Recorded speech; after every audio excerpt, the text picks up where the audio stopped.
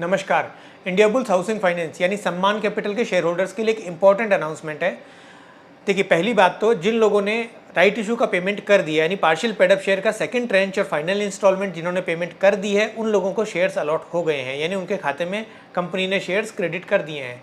अब जिन्होंने पेमेंट नहीं किया यानी जो पेमेंट करने से चूक गए, वो लोगों को कंपनी ने फाइनल नोटिस दिया है यानी फॉरफिचर नोटिस। अगर 17 तारीख से पहले शेयर होल्डर्स 100 रुपये पर शेयर का पेमेंट अगर नहीं करेंगे तो उनके शेयर कंपनी फॉरफिट कर लेगी। कंपनी ने 3 तारीख को एक प्रेस रिलीज जारी करके बताया कि 3 तारीख से लेकर के 17 तारीख तक जिन लोगों ने भी अभी तक पार्शियल पेड अप शेयर का पेमेंट नहीं किया है, वो फाइनल कॉल नोटिस का पेमेंट कर सकते हैं। 17 तारीख के बाद में ये डेट एक्सटेंड नहीं होगी। कंपनी बोलती है कि 3,697 करोड़ का जो पेमेंट आना था, उसके अगेंस्ट 3,570 करोड़ का पेमेंट ऑलरेडी आ चुका है, यानी 96.7% तो पार्शियल पेड अप शेयर का पेमेंट हो चुका है। अब जो बच गए उनके लिए कंपनी ने 17 सितंबर फाइनल डेट रखी है। अगर कोई अभी भी पेमेंट नहीं करा पाता है तो कंपनी वो जो शेयर है पार्शियल पेड अप शेयर उनको कैंसिल कर देगी, शेयर फॉरफिट कर लेगी। कंपनी ने ये भी बोला है कि आगे कोई फर्दर एक्सटेंशन नहीं होगा इस डेट के अंदर, सो इससे पहले ही हमको पेमेंट कराना है। अब हम जान लेते हैं कि किस किस तरीके से हम पेमेंट करा सकते हैं। देखिए, 3 तरीके से पेमेंट कर सकते हैं। सबसे पहले फिजिकल मोड से, यानी आप चेक या डीडी भर के एचडीएफसी ब्रांच बैंक की डेजिग्नेटेड जो ब्रांचेस हैं वहाँ जमा करा सकते हैं, या वो चेक डीडी आप कंपनी के आरटीओ में भेज सकते हैं।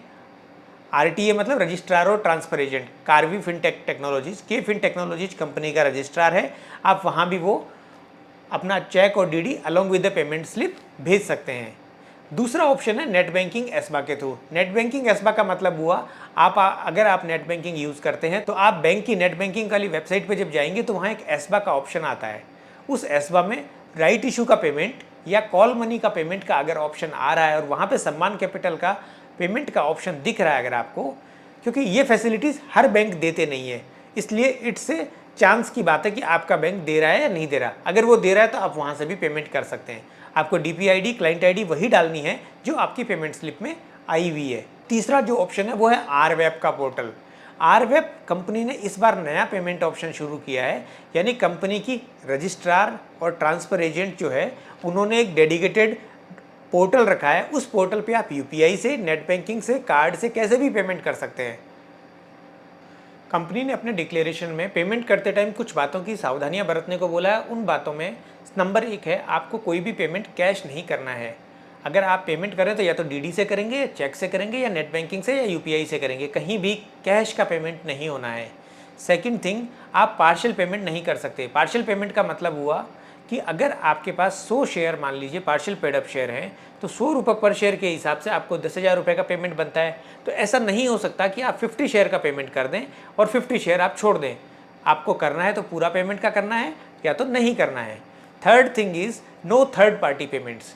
मतलब अगर आपके नाम से डीमेट अकाउंट है, उसके अंदर आपके पार्शियल पेड अप शेयर रखे हुए हैं, तो आप अपने किसी फ्रेंड का, रिश्तेदार का, घर वालों का, कोई और का बैंक अकाउंट काम में लेंगे तो वो एप्लीकेशन रिजेक्ट हो जाएगी।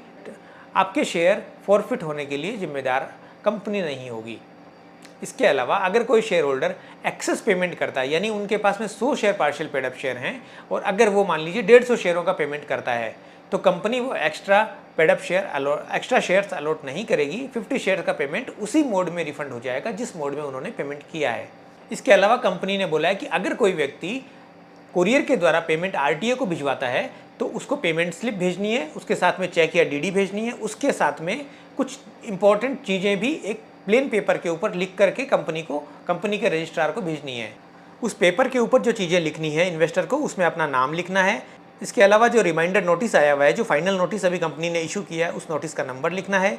DPID फोलियो नंबर लिखना है। इसके अलावा पार्शियल पेड अप के कितने शेयर उस व्यक्ति के पास में डीमेट अकाउंट में है वो लिखनी है। ये 4 चीज़ें लिख के along with the payment slip और DD या चेक ये कंपनी के रजिस्ट्रार को भी भेज देनी है।